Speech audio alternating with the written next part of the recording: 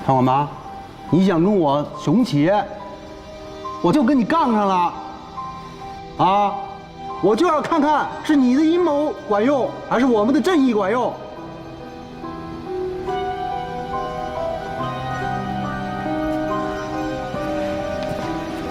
哦，忘了哈。哎，你是不是忘了自己拍过一张军官照呀？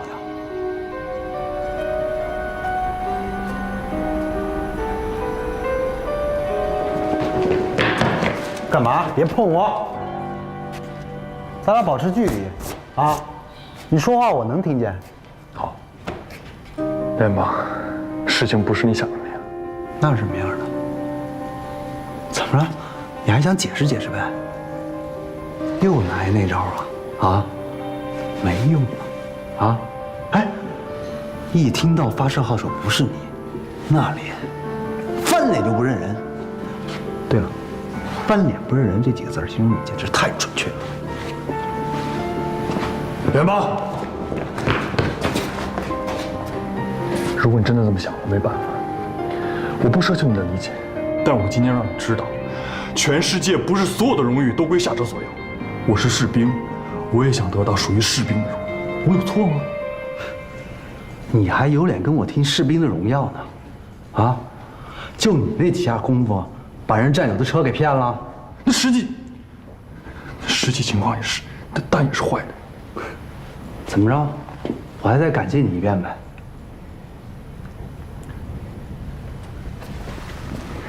联邦，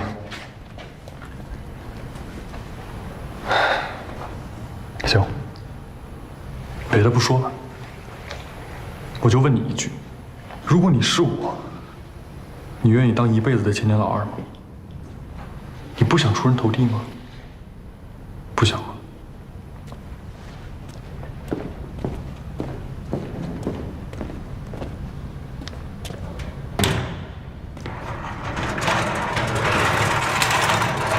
可笑！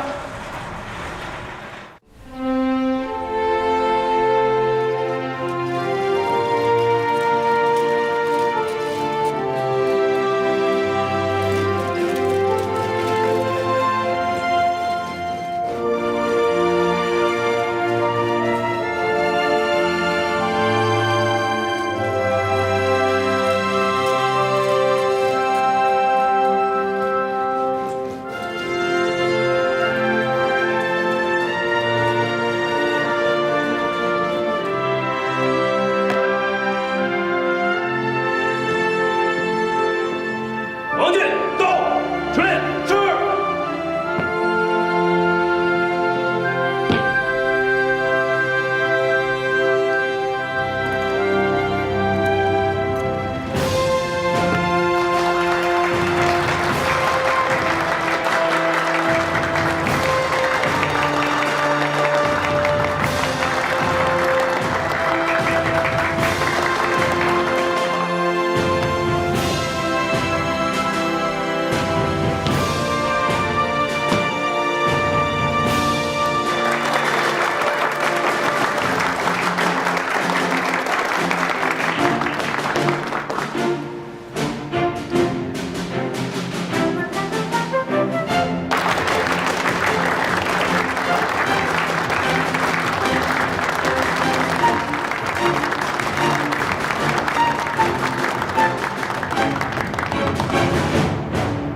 这刚立功就想换连队，是不是开始为提干做准备了？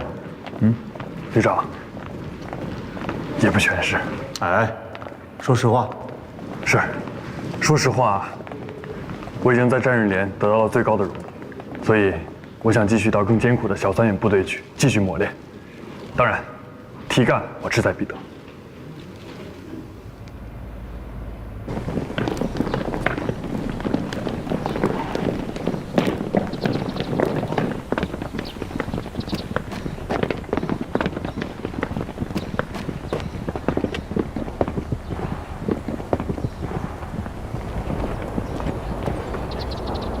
向右看齐，向前看。你的心愿呢，我们都知道。该走流程的时候，我们会从连队往上走。但是我们不能不经过连长的同意，就把你发送到小三远的连队吧。是，政委，我明白。啊，快去吧，同志们都等你呢。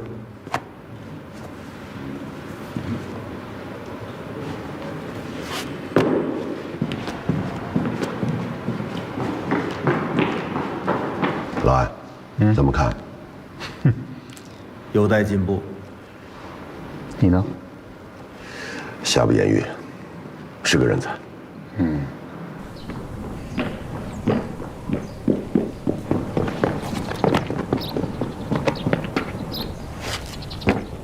报告，如烈，是。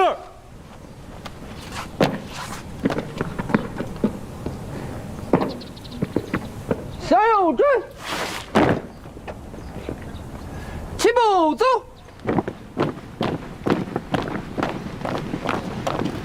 专家组的检验报告结果什么时候出来？这边的设备不行，现在在诸级上报，要外请专家，全面检测才能得出结论。如果检验报告结果是导弹没有故障，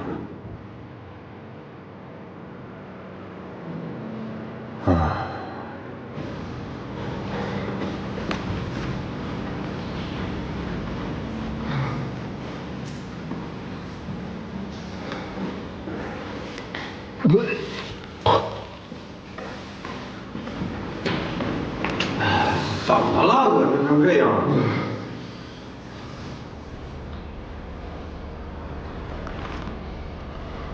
不就是个2等功吗？不就是带个红花吗？哥们儿，我现在就去给你编个更大的。你回来。我就是这段时间老想吐，可是什么都吐不出来。夏主啊，我觉得你这像神经性呕吐啊，建议你去找黄文医生看看。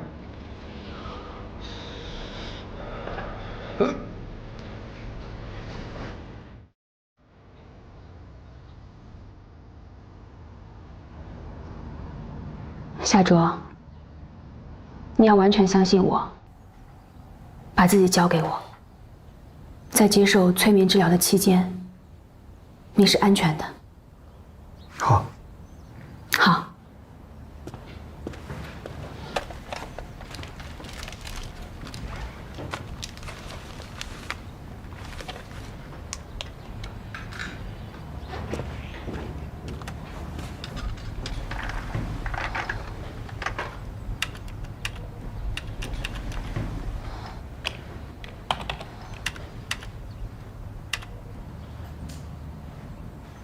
现在，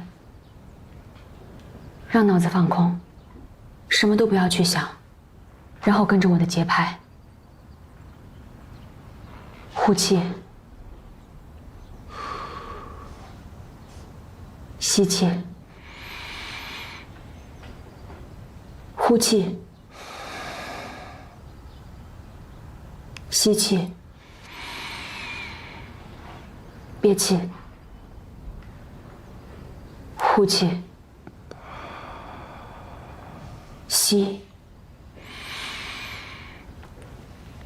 慢慢的让自己沉静下来，想一些你最熟悉的人，想一个你最熟悉的地方。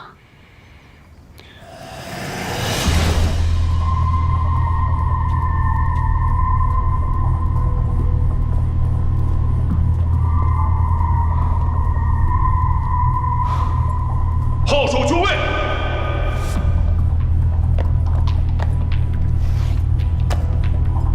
2号号射好！2号号射好！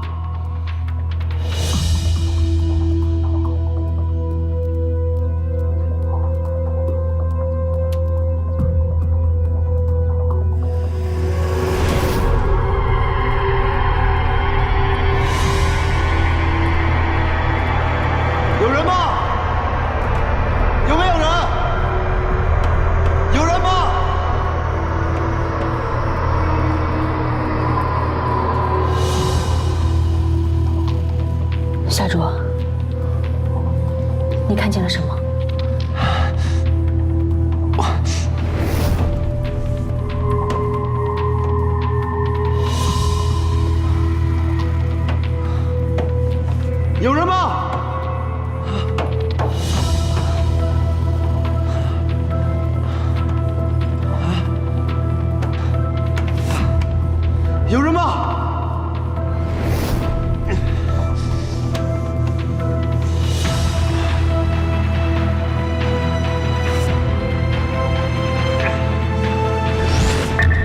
灯亮了！灯亮了！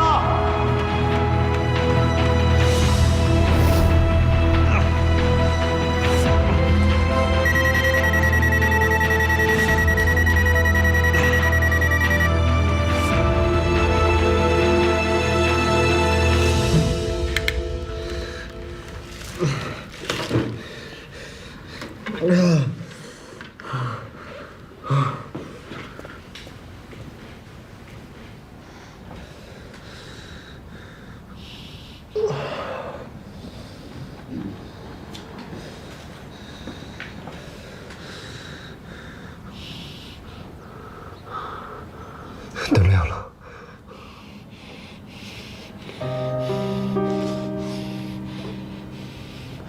灯真的亮了。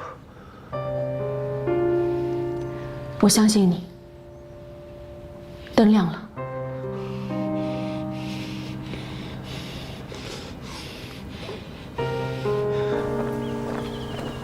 这么说，您是相信他看到了 HBO 指示灯的闪烁了？我们眼睛所看到的世界，会被人为的过滤掉一些无效的信息。其实这些信息一直都没有消失，而是保存在了我们最深层的记忆里。这就是潜意识。而当一个人受到了刺激和惊吓，他的记忆就会出现严重的偏差，比如记忆模糊、夸大事实等。但是，当我们用科学的方式打开大脑中最深层记忆的时候，这些事实就会被还原回来。也就是说，除非这个人受到过专业的训练，而且抗心理暗示能力极强，不然他是不会撒谎的，因为没有必要。起码在这件事情上，他没必要。专家组本来说今天给出结论，可到现在结论还没有出来，我们也是替夏卓捏了一把汗。或许夏卓是太担心指示灯从未闪亮，从而让4个充满期待的号手而失望。毕竟啊，这样的机会千载难逢。我相信我的判断，我们等结果吧。好。您说。哦，明白。明白。让各位费心了。啊，我懂。好的，晚上见。我亲自送各位。好。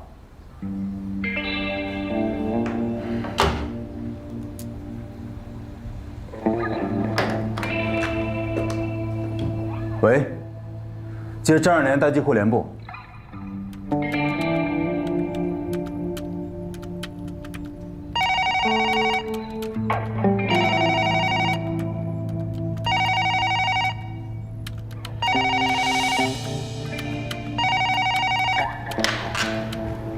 我是吕征。吕征，我是安磊。专家组的结论出来了 ，HBO 指示灯没亮。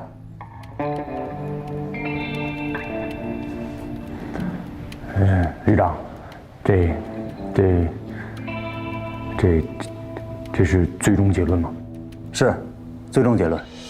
你看着处理吧，安抚好。我晚上送专家组的成员回京。哦，对了，2次水平检测结果出来了吗？旅长，我这正要跟您汇报呢。结论是导弹一切正常。好。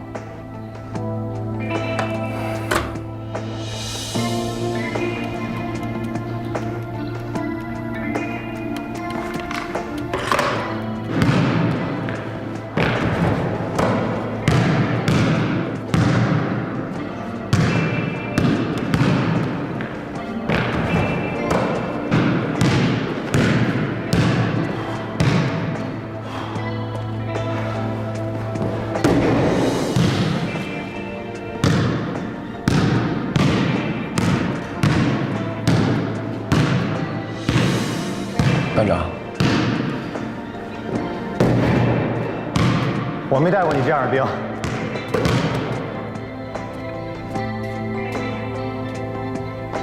夏卓，你知道你为什么失败吗？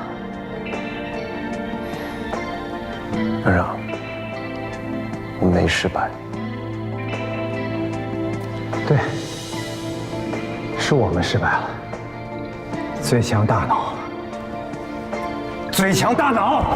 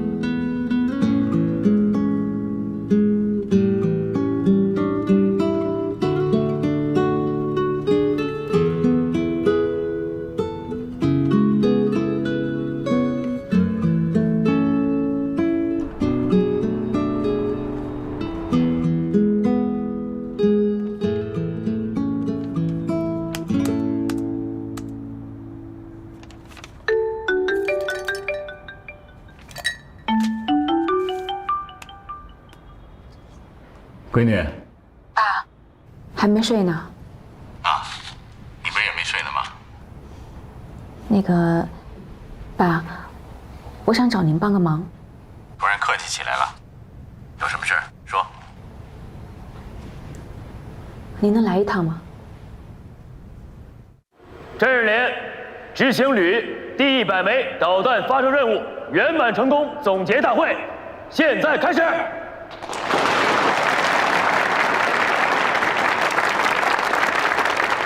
本次大会共7项议程。第1项，全体起立，奏唱中华人民共和国国歌。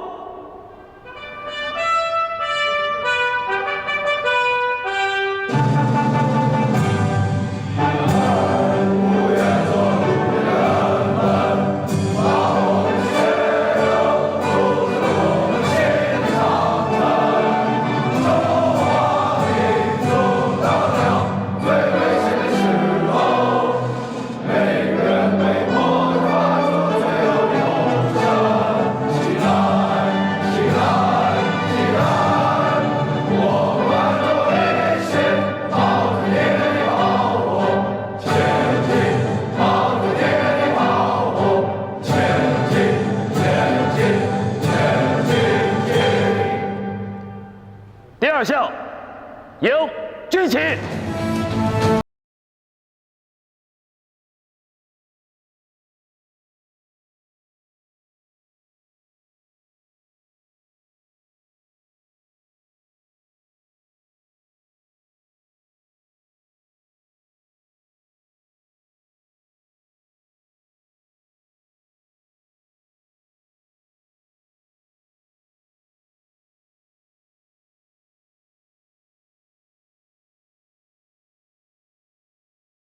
队长讲话。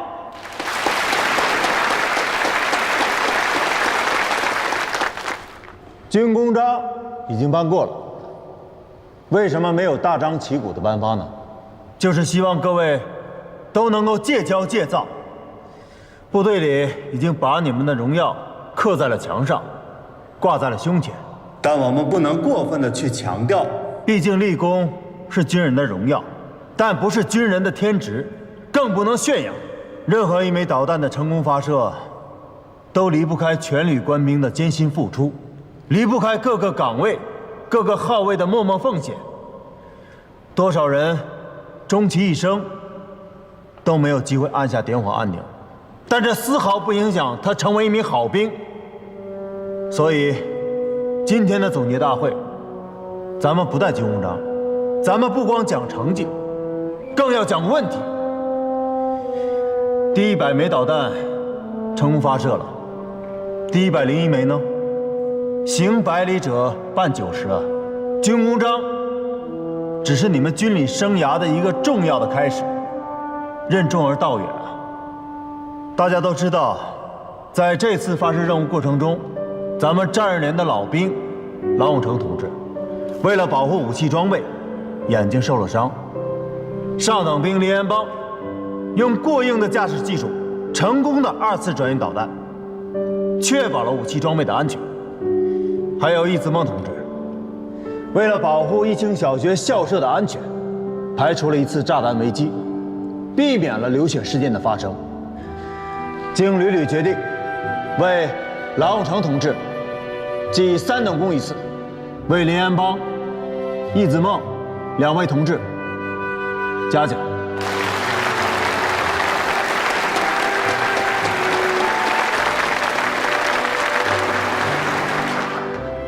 第4项，请3位同志上台领奖。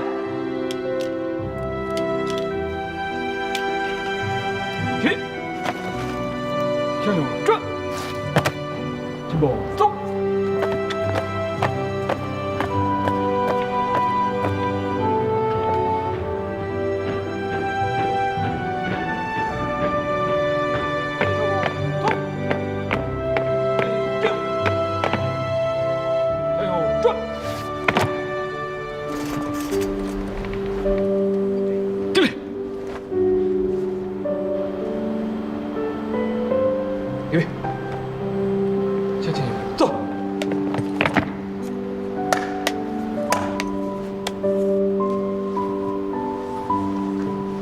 谢谢参谋长。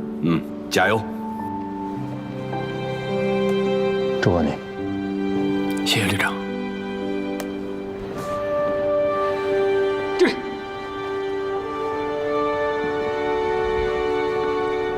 预备，向后转，这里。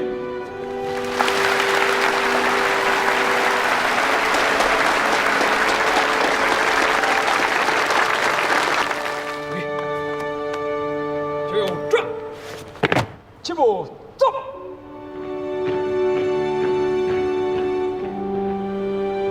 下面我们进入正题。这奖也发了，功也立了，就皆大欢喜了吗？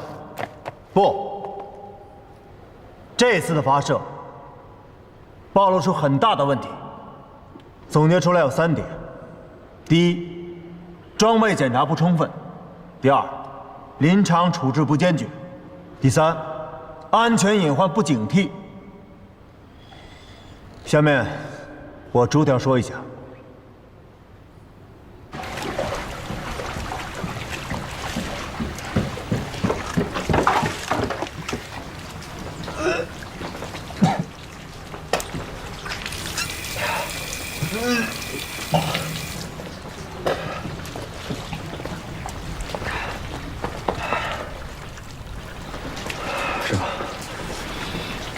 怎么了这是？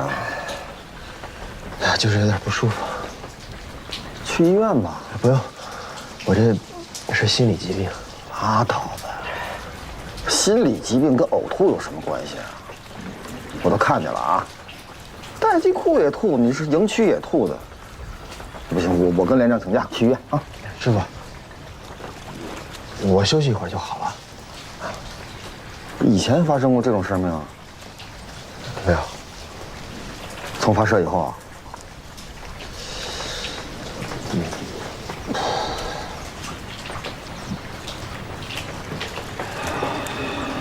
小夏啊，我是你师傅不？当然是啊。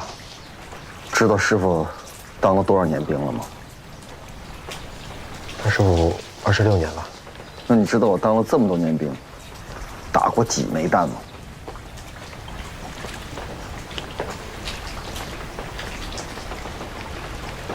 ？3枚。0枚。走，跟我走。走。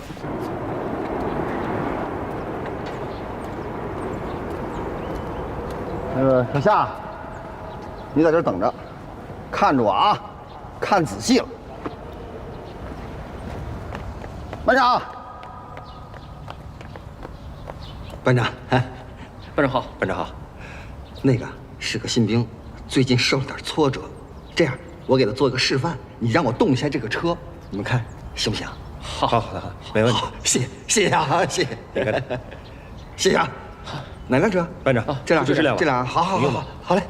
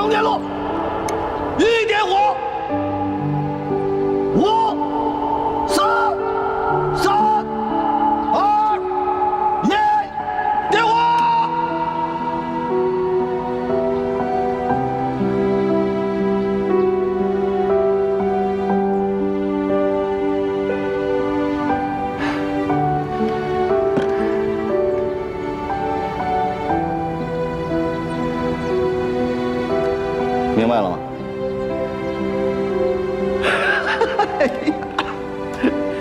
哎呀，可没白费我的苦心呐，折腾死了我这个。告诉我，明白什么了？师傅，你应该去发射阵地，而不是窝在待机库干风水店。你没明白呀你明白什么？你这费着劲说呢？我问问你啊，就我刚才做这一套，好不好？好，好是吧？就咱们捋，就这一套，有没有做的跟我一样好的，甚至比我还好的？有。哎，我再问你，咱们代记库风水店这一块，我做的好不好？好。有没有比我更好的？没有。这不就结了吗？那我问你，你在咱们部队，你想做好的，还是想做那个无可替代的那个最好的那个？无人替代，最好的那个。这不就对了吗？没白费劲，你终于懂了。想明白这一点啊，你在咱们部队就会越走越远，明白吗你？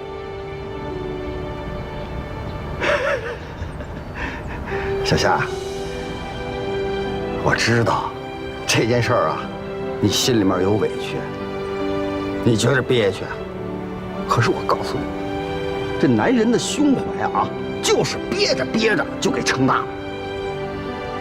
我老班长告诉我一句话：男人这胸口，这外面能挂军功章，里面能撑起一片天下，这叫男人。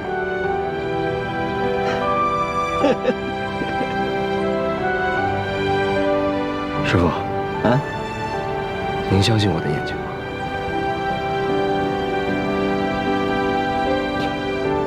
师傅，相信你。好多了吧？明白就好。这家伙，这肚子里没啥墨水，这为了劝你，你这劲肺的，你看汗都下来了。你看，东西收拾了啊。是，我走了。东风浩荡，雷霆万钧，我们是光荣的火箭军。大国长健，为之长久，我们是钢铁铸就的长城。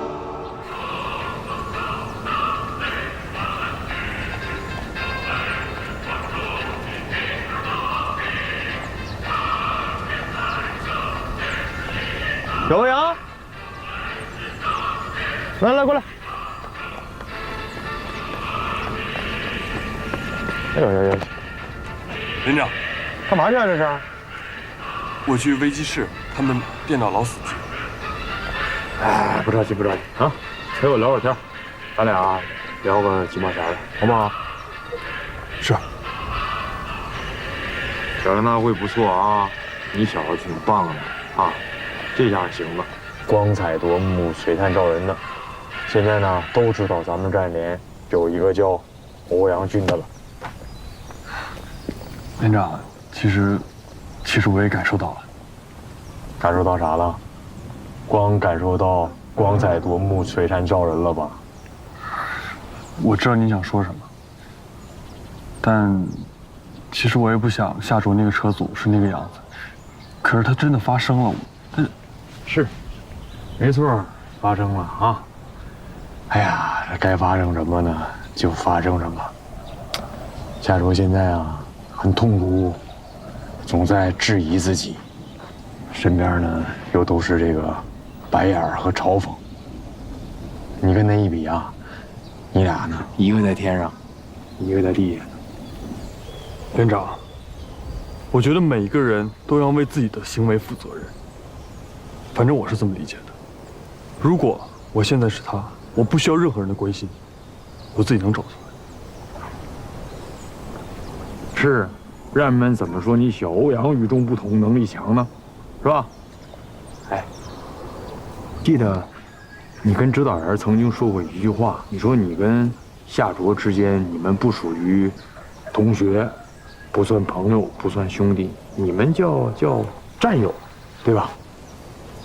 我呢想问问你，你知道“战友”两个字的意义吗？连长，其实那个时候，如果是现在的我，不会跟你指导员这么表述。战友情很重要。你看你怎么就做的不对，又没批评你啊？没那个意思。就是啊，跟你分享一下你的连长这么多年当兵的经验，告诉你什么叫战友情。我认为啊，战友是信任，是包容，是尊重，是理解，它超越了所有其他的朋友形式之间的情感。我记得我的一个老班长给我讲过一句话：有困难找战友，一定伸出他的手。你看到了吗？这叫战友情，它是超越了亲兄弟甚至手足之情的那种情感。连长，我明白，我知道我做的不好，可是你也知道我这么久了，一直都是一个人。是，那你呀，你跟别人不一样，我知道。你呢，去改变改变，是吧？小欧阳，你别忘了啊，都是在别的地方啊，是在部队里面。那你在部队，除了要训练、考军校、拼搏奋斗、永争第一之外，来，你看看你身边，那还有这儿，你看看，最多的是谁呀？最多的就是战友。假如你缺了战友情这最后一刻，那你怎么能走到最后呢？我是怕你有一天，脱掉了这身军装，离开了部队以后，你会突然之间啪，你就拍大腿，为什么我当初在部队没有好好深刻的感受一下战友情？为什么我没有好好的珍惜呢？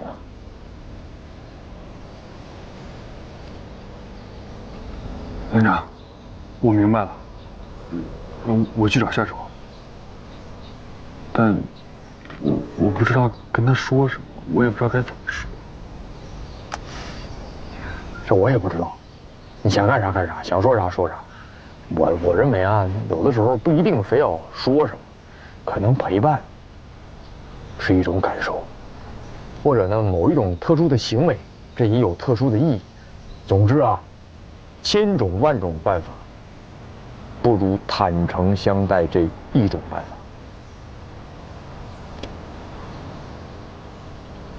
哎，你刚才干嘛去来的？哦，去私营修电脑。我认为，有的时候电脑死机呢，不是出了啥毛病，就是这个电脑里面装的那些软件啊，杂七杂八的太多了，它憋爆了就死机了。有的时候呢，你呀，换一种办法，可能你就轻轻一点，重新启动一次，就好了。行啊，我走了。行。行，走吧，好了。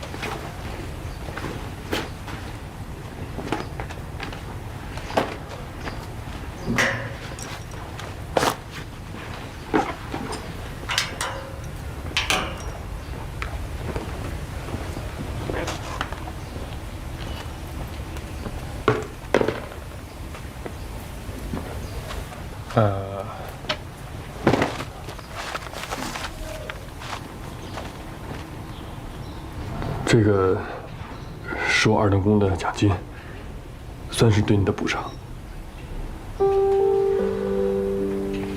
我知道夏卓你不缺钱，但是请你相信我，我只希望在训练和工作上面超越你，光明正大的超越你。但是在生活上，我希望我们还是朋友。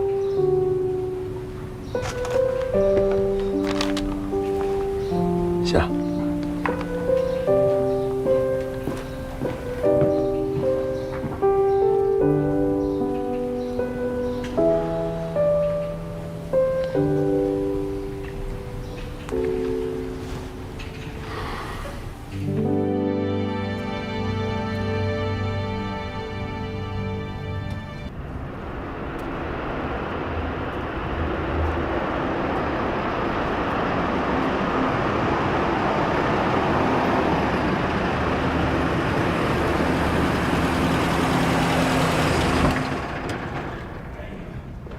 好了，黄老，哎，你好，你好，你好，你好。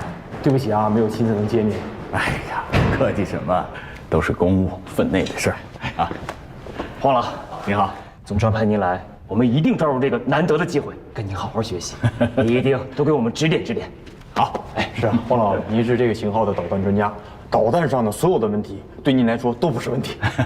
你还别说，我就剩这点本事了。报告，黄院士您好，我是随队的心理医生黄文。黄医生。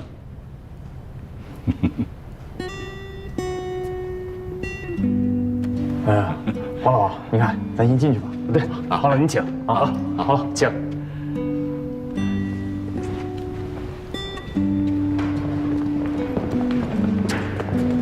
干嘛来了？黄院士不是过来解决装备问题吗？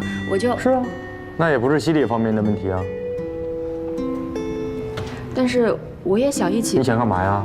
发表点心理方面的意见。这样啊，等咱们技术方面的问题解决了，你心理方面的问题再解决，好吧？啊，去吧。退后。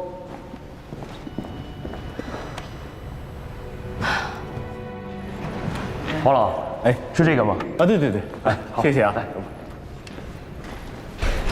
黄老，哎，那个心理医生哦，咱们呢是内部的技术会议，外人呢就不参加了。哎，您坐。啊，黄老，坐过来，您合适。好。黄老真是细致周到啊。是，少一个下级啊，黄老都发现了。不是说姓黄吗？我以为一起开会。咱们啊是内部的技术会议。黄老，这样啊，这个导弹呢已经返回原厂，我们现在车上呢是模拟弹，但是我们把当时所有的数据还有视频的画面都已经准备好，也希望黄老给我们好好卖啊。情况我都了解了，事故报告呢我也看了，原始数据的参数还有1检、2检、3检的报告我都仔细的研究过。来之前呢，我还进了一趟厂，对那枚导弹进行了反复的测试。测试结果没有改变，导弹没有问题。但是，就怕听但是是吧？但是呢，在整个事故当中啊，存在着一个疑点。按常规来说，导弹出现了故障，我们是可以对故障进行还原重现。也就是说，我们可以复制出导弹当时的状态，从而判定故障的起因。但如果复制不出来，那就基本上不是。我说的是基本。那个就像是你有一台车，你怎么也打不着火，送到了修理厂，人家把钥匙一插着了，这什么原因？单凭偶发的事件，我们是无法精确的判断事故的原因的。这枚导弹运回厂里以后，再也没有出现过 HBO 指示灯闪断的实际问题。我们经过10次不间断的起数测试，它均能达到发射站标。按照检测的规则，我是可以给这枚弹盖章放行的，对吧？对。但是，我还有但是。那，我看到了一份心理测试报告，这个当事人呢叫夏卓。对，你们这儿的是。这个夏卓坚称，他确实看到了 HBO 指示灯的闪断，而且他对测发控平台上完整的各时段的数据，精确到每块仪表都记忆犹新，复述正确。他写下来的各项参数跟我们得到的完全匹配。这说明什么？第一，我很佩服有记忆力这么好的人。第二，有这种超强大脑作为背书，我就不得不重新考量和评估这次的事故。这就是我亲自来的原因。黄老，你看啊，我冒昧的打断一下，这个心理评估报告吧，我们呢更愿意相信这个科学的数据。心理学也是科学呀。是，但是心理学这一块，那个黄老的意思是啊，对整件事情的重新评估，所有的意见都有可能成为参考，对吧？有价值的参考。科学嘛，它有的时候真的是墙内开花墙外香。事情推进到现在，无非就是围绕着 HBO 指示灯亮过与没亮过之争。但如果我们放过任何一个细节，就给这枚导弹盖章放行的话，在某种程度上，它就很有可能还出现如此故障。科学嘛，最讲究严谨。对，我们的工作就是要做到一丝一毫都不能有差错。对。所以啊，我呢是想去看看这台车，928号发射的。928车现在已经给您准备好了。上面那弹现在就是模拟的弹，您看在这儿挂上模拟弹啊。哎，给您介绍一下，这是我们策发共的2位非常资深的班长。你好，你好，黄教授啊，你好，你好，你好，你好，你好。哎，车辆返回没什么异常吧？没有。好，辛苦了。哎呦，那这样，给我准备一身工作服。好，还有，在这儿吧，在这儿帮我搭个铺。我要是困了，就在这眯一会儿啊。这个黄老，您这是打算工作多久啊？那可没准儿，也许一会儿，也许得1天，也许1星期。黄老，咱们待机库啊有休息室，那个都给你安排好了。啊不，搞检测就得跟设备同吃同住。我要是离开几个小时啊，就无法了解这几个小时车内系统的变化，各工况的数据我都得要。啊，明白了。那这样，我呢给您派2个战士，24小时站岗。从现在开始，这辆车啊不允许任何人碰，您看行吗？行，谢谢连长，谢谢指导员的照顾。我就是睡实验室的命啊，习惯了。哎呀，这突然想起什么来啊，手头上就必须有东西，1秒钟都不愿意耽误。咱们抓紧吧。哎，要不然怎么说您是国宝级的专家呢？哎，陈班长、胡班长，这样啊，咱们在那地方啊支一个帐篷，然后找一个床啊，争取找一个西蒙斯，别太软了，也别太硬了。也没什么异常，你要需要什么数据的话，随时告诉我，我叫人给你拿过来。啊，放心啊，不是把车开回营区吧，那样方便。是啊。哎，黄老啊，你看这样行不行？咱们把这车啊开回营区，您想工作多长时间都可以。不麻烦了，这儿挺好，你看这儿空间大，我那些设备支开了，也蛮占地方的，不折腾了，不折腾了啊。那个工作服啊，好。哦，对了，那个让夏卓来见见我。谢谢。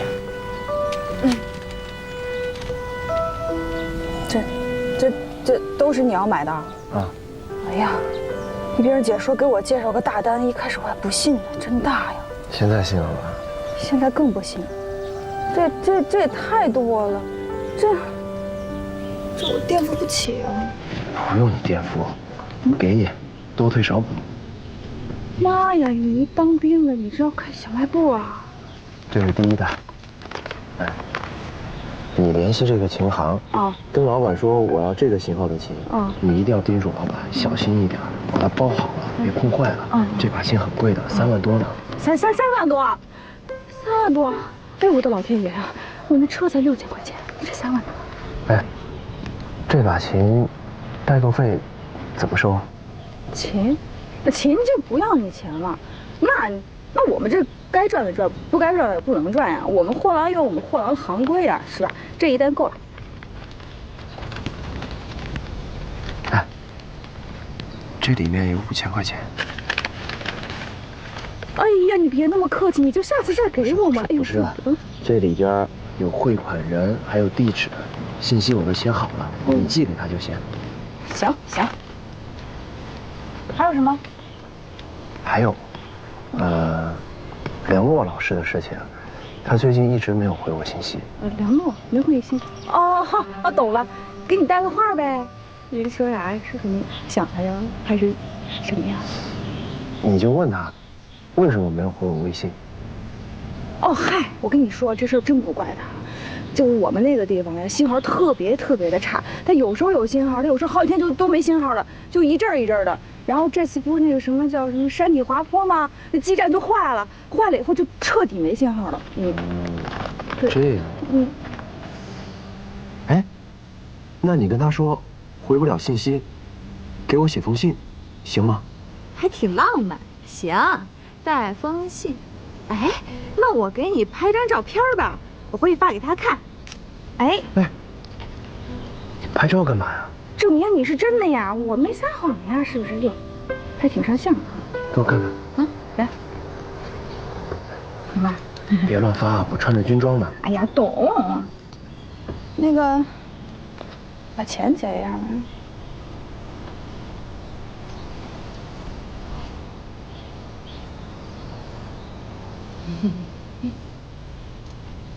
你都记着了啊？记上了。是的。行了。哎呀，好嘞！哎呦，我的财神哥哥呀！以后你还找我啊？你买东西记住我这张脸啊！记住了啊，回见你。哎，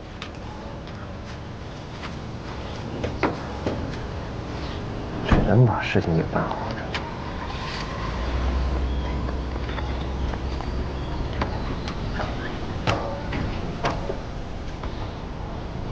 有敌情啊！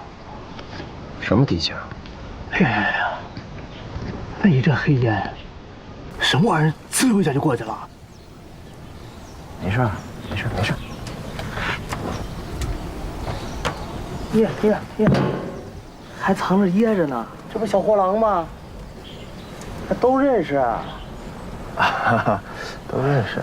哎呀，可惜了喽，他这买卖啊，算是干不成了。为什么呀？你还不知道呢，上面文件已经下来了，说是要彻底解决偏远地区的辐射问题。要不了多久，咱们连也会有自己的小卖部了，统一采购，统一销售，和吕布的辐射一样。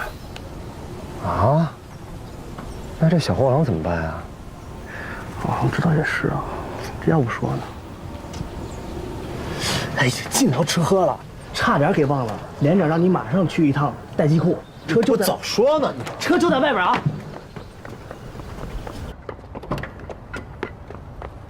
报告排长，我是战阵连1排的夏卓，这是派车单。好的，你稍等，这安排。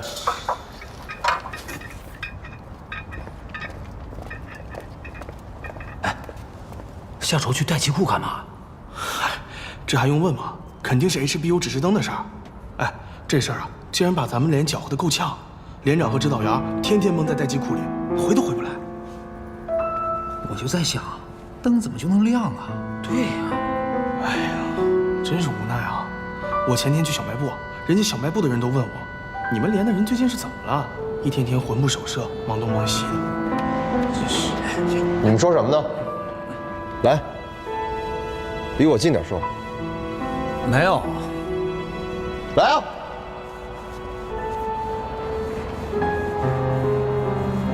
夏卓，夏卓啊！是，来吧，6号车。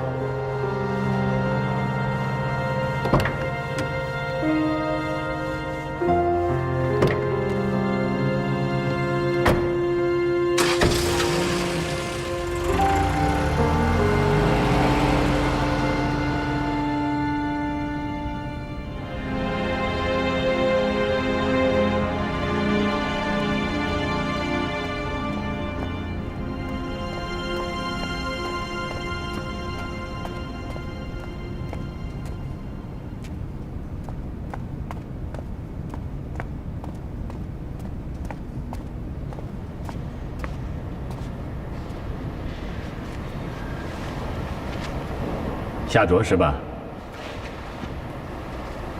黄教授。您好，我叫夏卓，听说您找我。小伙子，一表人才啊！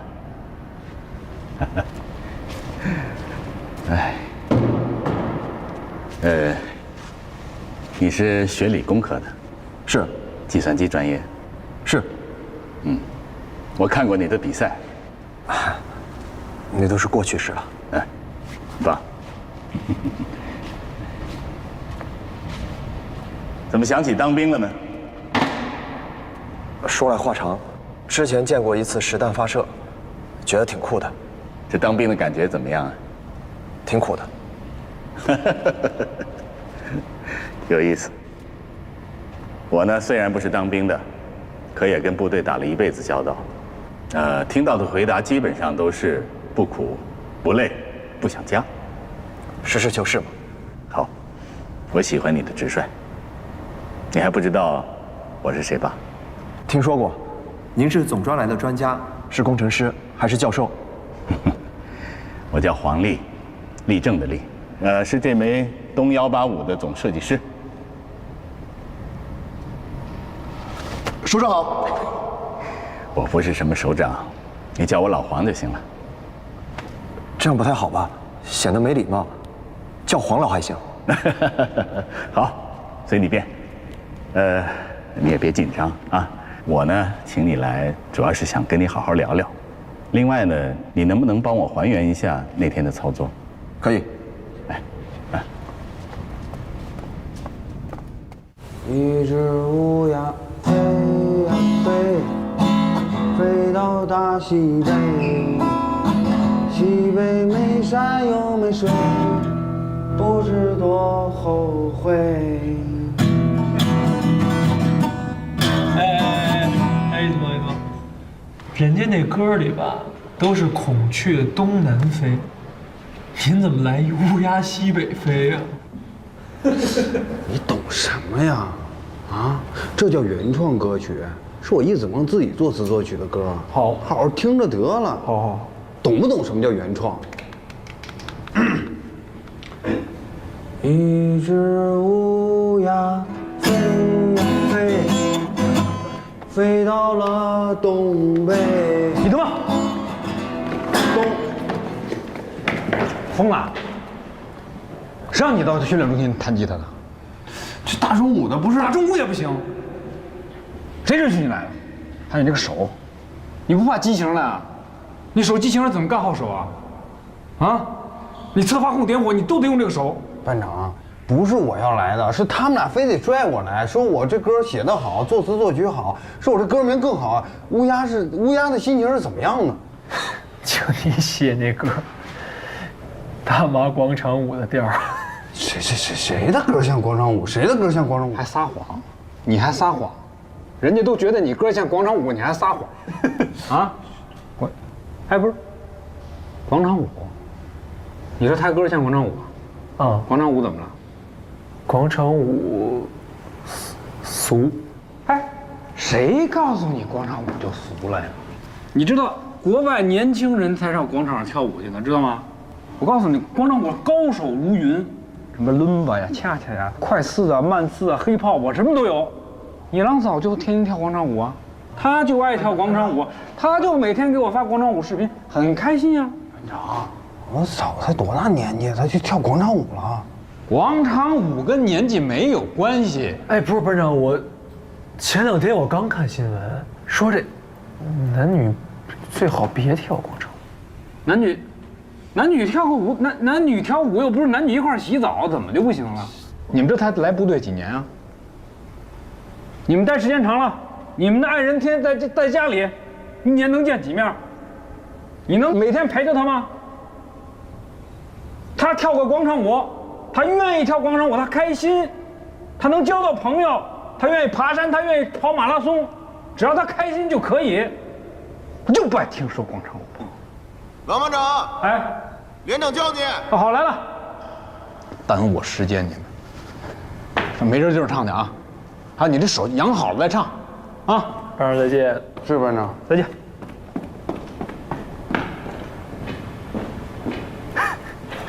小屁！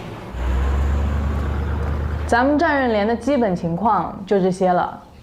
总之呢，怕吃苦，那就打报告走人；想上进，那就留在这儿。这儿可是咱们捋拳头中的拳头。报告班长，我来到这儿就是为了吃苦，为了锻炼自己，用我们热心、关心、细心、耐心，让病人舒心、安心、放心、欢心。对对。哦，还有严卫生员，以后我们要多向你学习，学习你精湛的医术和高尚的品格。以后您就是我们的老师。对对对。我只是一个卫生员，我还不是军医呢。咱们都是卫生员。只要穿上白大褂，那咱们就是白衣天使啊！医生不分3六9等，救命救人那才是天职。你说的对。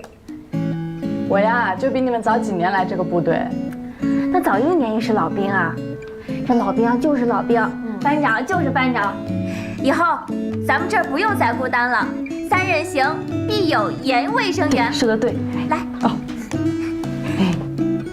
钱磊，你看人家王田，他多善于表达自己的想法，你这是紧张还是怕我呢？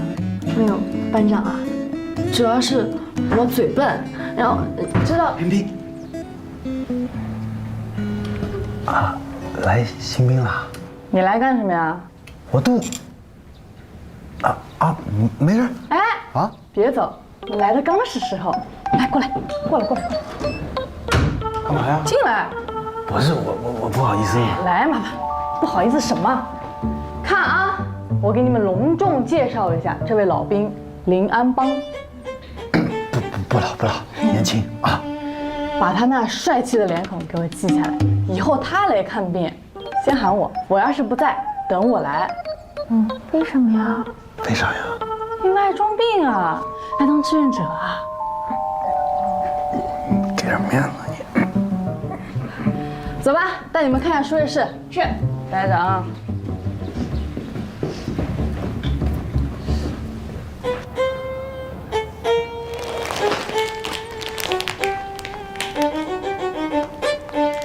自己吃。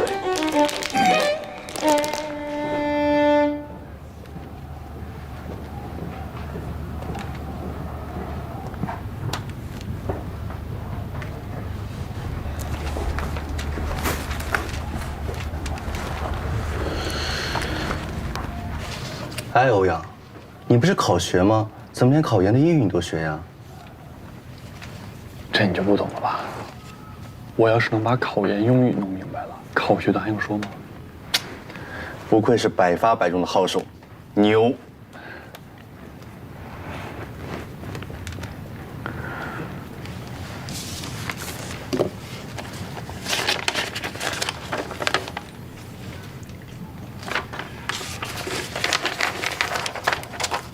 你干啥呀？你这又干什么？又把退伍报告拿出来给我了？干嘛你？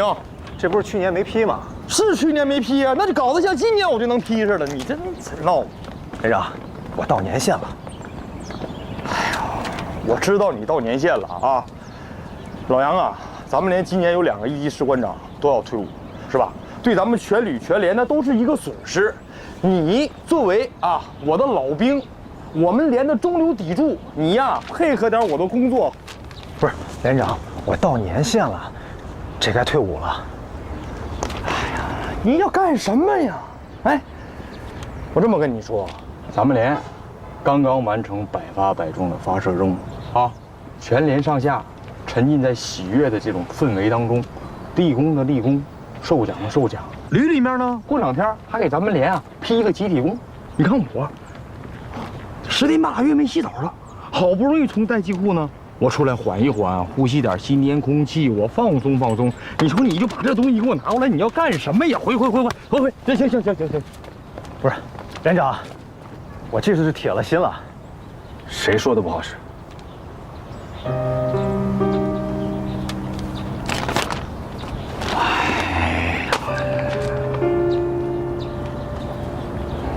我知道，因为立功受奖没有你们。百发百中，不是你们车组完成的。我不想说这事儿，有什么不想说的呀？老杨，你说夏卓他们为什么来当兵？他们青春迷茫的时候有一次在海边看到了咱们火箭军实弹发射，一下子受到震撼，所以他们说一定要来当火箭军，于是就来了咱们战士连了。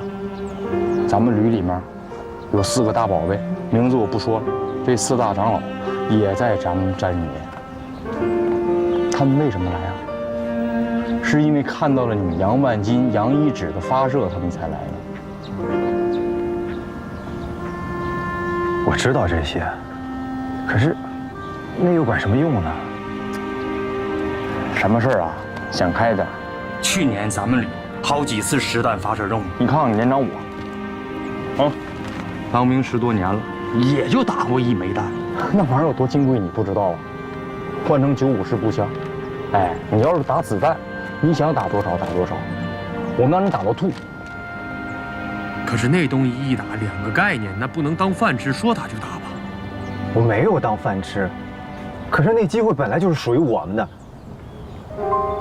你把它让给欧阳俊他们了，是我让的呀。你们单元下着报故障，我只能停止发射。我要是不让备份单元发射，百发百中的任务能完成吗？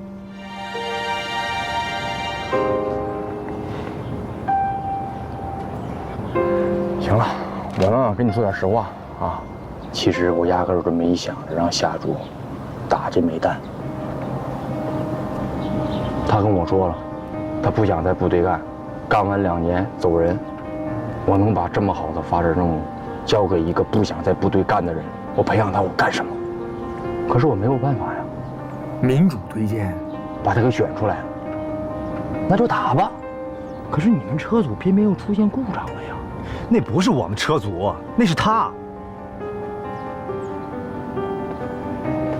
你呀，你这兵都当到哪儿去了你？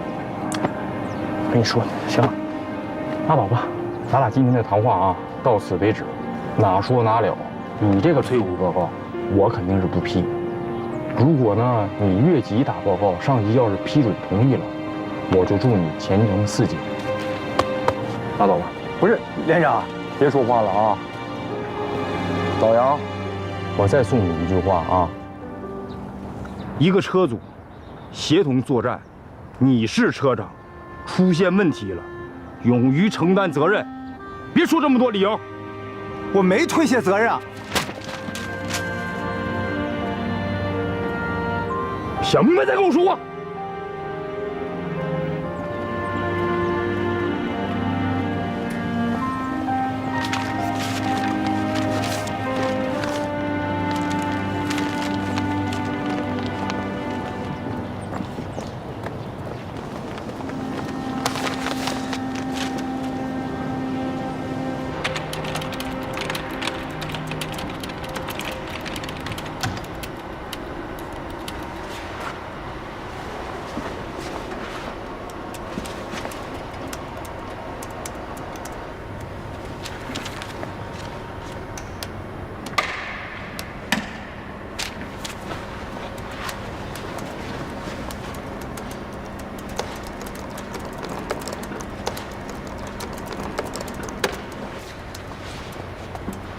好了。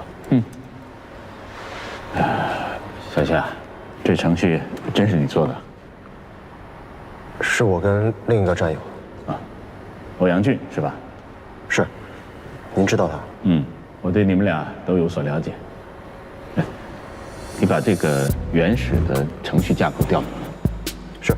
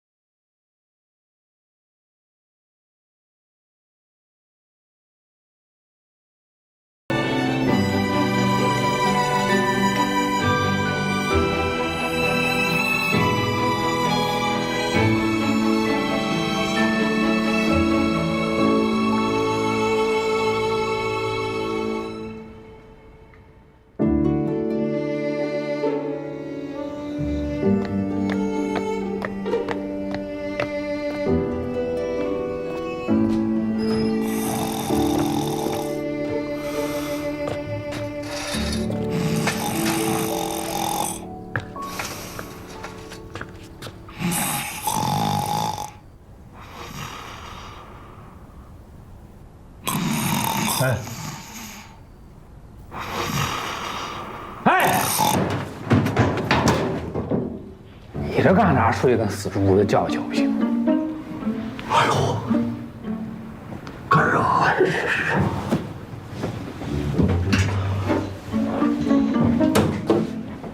班长，干啥呀？大半夜吓我一跳，我差点把我尿给滋出来。你先尿完了过来跟你说。没事。咋了？啥事儿？大半夜的。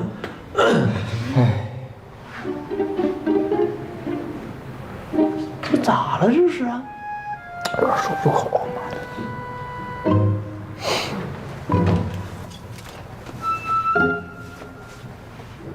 出啥事儿了？我先问你个问题啊，你跟你媳妇关系咋样？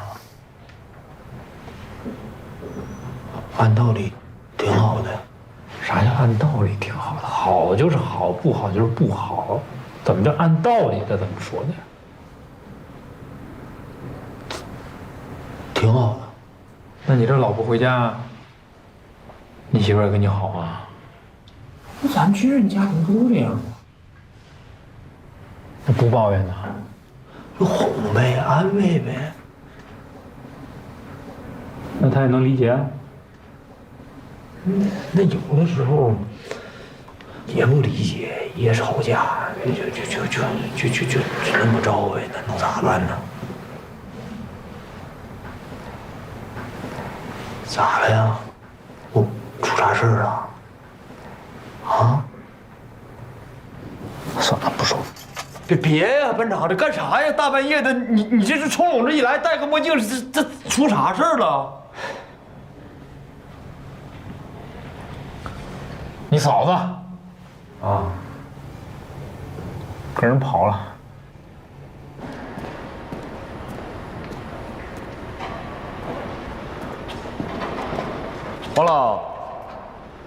黄老，哎，这儿呢，小邵是吧？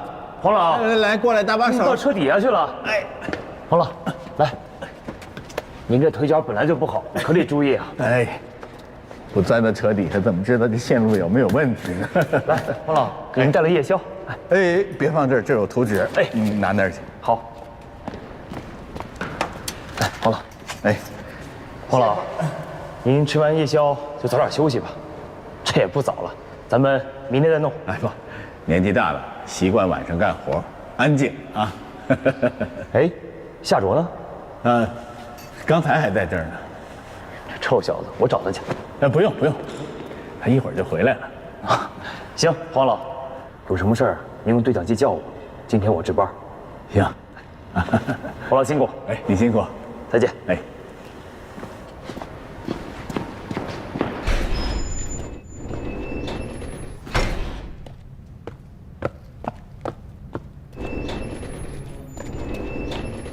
哎，黄医生，指导员，这么晚了还不休息？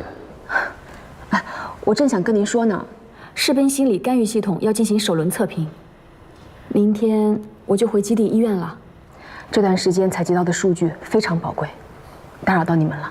别这么客气，明天我送你，我也希望早日看到您的研究成果。好，早休息。那我就先去了。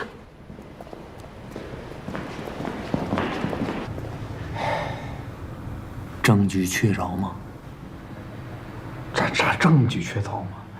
你嫂子都跟我自首来了，主动找我来了。你嫂子说跟我过了20多年，跟离婚也没啥区别，老也见不着面，她也不想这么往下过了。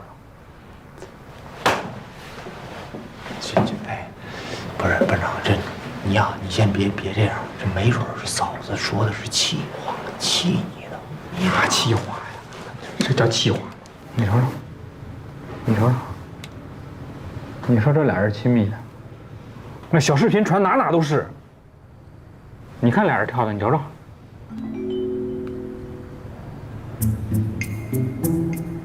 哎呦，还有啥呀？跳的还挺好的。你还乐？我让你看节目呢，你就不能心情沉痛一点吗？这都成网红了，俩人现在，我都成网绿了，你还乐？谁给拍的呢？不是班长，这，嫂子自己的真承认了吗？他承认了呀！我上来不就说承认，主动俩人找我投案自首的。你看那个样，你看那个表，你看，哎呀，你看给他浪的，你看给他浪的，你看。你就说这要是你媳妇儿，你怎么办？我肯定一个楚包加电炮，梆梆梆。我们要回那趟。不是。你现在要是回去啊，你肯定会干那些特别冲动的事儿，这叫后果不堪设想啊！不是，你就少废话，你就说给不给假吧，明天。没有。这样你让我好好想想，我想一想，啊。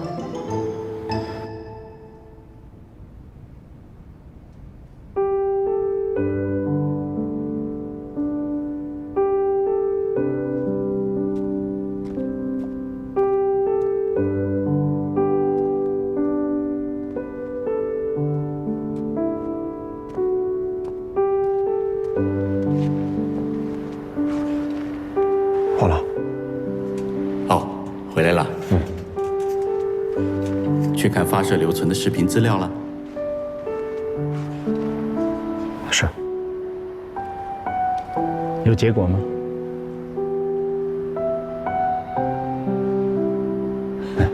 没关系，咱们有突破。你看啊，这是侧发控系统的一段代码。这是你使用过那枚导弹的匹配代码。当导弹起数以后，发射车与导弹的关系应该是什么？那应该是教练员跟球员的关系。教练员发出的战术指令，如果球员不去执行，那不行吧？没有能力执行，那就更不行。你看，这是你们修复系统时重新设定的恢复出厂设置时留下的文件。这个文件没有更新，没有更新呐。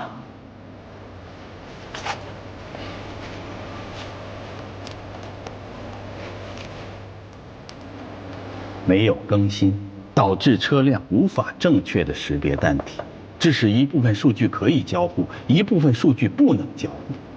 这部分数据哪里去了 ？HBO 指示灯。对，就是它。HBO 负责什么？HBO 负责校准弹射点火和导弹点火的时差，确保导弹被推出发射顶之后，2次点火完成发射。